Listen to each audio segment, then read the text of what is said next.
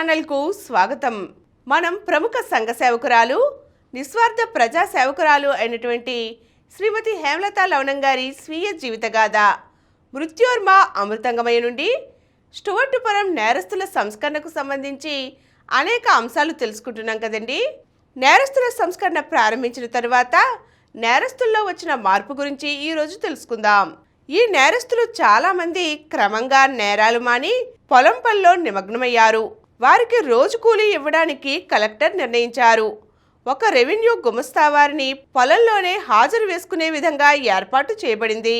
ఈ సంస్కరణ చాలామంది ప్రభుత్వ అధికారులకు ప్రేరణ కలిగించి పనిచేయడానికి, సాయం అందించడానికి చాలా ఉత్సుకత చూపించడం మొదలుపెట్టారు. చాలామంది నిజాయితీగా తమ పొలం గట్లు వేసుకుంటూ దుబ్బులు కొట్టుకుంటూ రోజంతా పనిచేసేవారు. కానీ కొందరు ఏ పంతులు హాజరు వేసుకో అనేవారు.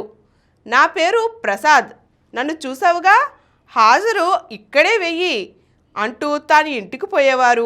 మా వాడా, వాడు పని మీద పోయినాడులే, వాడికి బదులు నేను చేస్తుంటే కదా, మా వాడికి హాజరు వెయ్యి అనేవాడు ఒక తండ్రి. ఇదిగో పంతులు, అబ్బాయి పనికి వచ్చాడా లేదా అని అడుగుతూ ఆరా తీస్తున్నావటగా, నిజమేనా అని మరొకరు. ఈ బెదిరింపులకు బతుకుంటే బలుసాకు తినైనా బతకవచ్చు అని గుమస్తా మర్నాడు గైర్హాజరయ్యాడు. డ్యూటీకి రాలేదు. ఎందుకు రాలేదు అని అడిగితే, నన్ను నల్లమల నట్టడివిలో పడేయండి, పని చేస్తాను, ఇక్కడ మాత్రం వద్దు అన్నాడు. కాఠిన్యం, మోసం, పరస్పర మోసం, సోమరితనం, బండతనం అన్నీ కరుడు కట్టినట్లుగా కనిపించేవి నేరస్తుల్లో. వారి మనసులు ఒకే గాడిలో తిరుగుతూ ఉండేవి. వారి మానసిక ఉల్లాసం కొరకు వారి మనస్సును మరో దానిపై తిప్పటానికై ఆటల పోటీలు, కబడ్డీ, పరుగు పందాలు ఏర్పాటు చేసేవాళ్ళం. సినిమాలు వేసి చూపించేవాళ్ళం. ఇవన్నీ చెట్ల కిందే.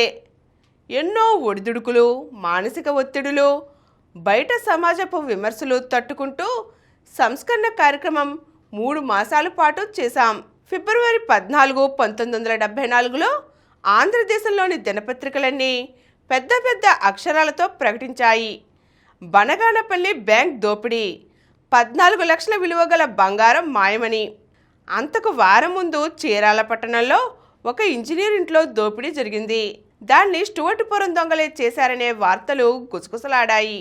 ఏలూరు వద్ద లక్కవరం గ్రామంలో దోపిడీ, హత్య జరిగినట్లు, అది స్టువర్టుపురం నేరస్తులే చేసినట్టు సుడిగాల్లా వార్త వచ్చిపడింది.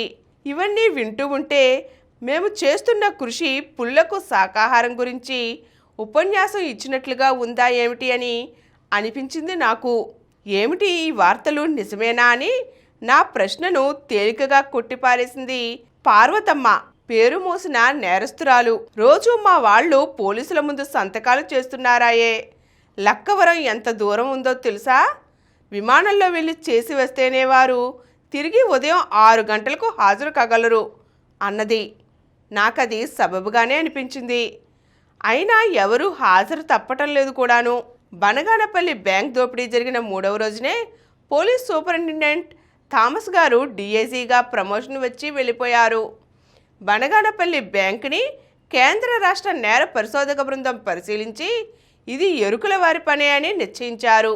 వారు సిద్ధాపురం కాలనీ, కప్పరాల తిప్ప కాలనీ చూసి విచారణ జరిపి స్టువర్టుపురం వచ్చారు. ఇక్కడ ప్రారంభమైన సంస్కరణ, జరుగుతూ ఉన్న పునరావాస కార్యక్రమం తెలియడం చేత పోలీసు మెరుపుదాడులు చేయకుండా సావధానంగా హాజరులో ఉన్న నేరస్తులను విచారించారు. హాజరు పట్టి తెప్పించి చూశారు. సరిగ్గా నేరం జరిగిన రోజుల్లోనే హాజరులో ఉండి పొలం పొంది ఉన్న 6 యువకులు గైర్హాజరైనారు. వీరు ఎవరు అన్నారు పోలీసులు. ఎవరూ ముందుకు రాలేదు. గజ్జల ప్రసాద్ను విచారణ జరిపారు. స్టేషన్కు వచ్చి రిపోర్ట్ ఇమ్మన్నారు. తాను ఆ రోజుల్లో హాజరులో ఉన్నట్టు. కాలనీ అంతా అట్టుడికిపోతుంది. ఆంధ్రదేశమంతా స్టువర్టుపురం పేరు మోగిపోయింది. ఇక్కడ కాలనీలో సంస్కరణ పునరావాస కార్యక్రమాలన్నీ ఆగిపోయాయి.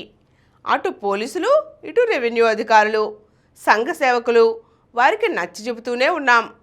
మీ నేరాల వల్ల ఈ జరిగే మంచి ఆగిపోతుంది, మీ వల్ల మిగిలిన వారు నష్టపోతున్నారని అనేక రకాలుగా చెబుతూనే ఉన్నాం. మొదటి నెలల్లో సంస్కరణ, పునరావాసం, దాని లాభం, గౌరవం నేరస్తుల్లో చాలా తక్కువ మంది అర్థం చేసుకోగలిగారు. ఆ విధంగా అర్థం చేసుకున్నవారు చివరి వరకు పక్కదారి పట్టలేదు. ఎన్ని కష్టాలు ఎదురైనా కూడా. కానీ కొందరు నేరస్తులు ఈ సంస్కరణను ఒక బురకాలాగా ఉపయోగించుకోవాలని ఆశించారు. మరో ప్రక్క పునరావాస లాభాలు అనుభవిస్తూనే ఉన్నారు. ఇటువంటి సందర్భాలలో సంఘ సేవకులు మోసపోయారని చాలామంది అనుకుంటూ ఉండేవారు. ఈరోజు మనం నేరస్తుల సంస్కరణకు సంబంధించి కొన్ని అంశాలు తెలుసుకున్నాం కదండి. మరిన్ని అంశాలను మనం వచ్చే ఎపిసోడ్లో చూద్దాం. ఈ కార్యక్రమం మీకు ఎంతో నచ్చింది కదా.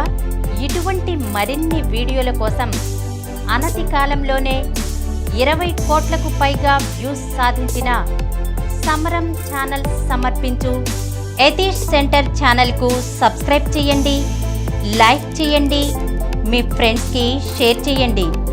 అలాగే ప్రక్కనున్న గంట సింబల్ని ప్రెస్ చేయడం మర్చిపోకండి.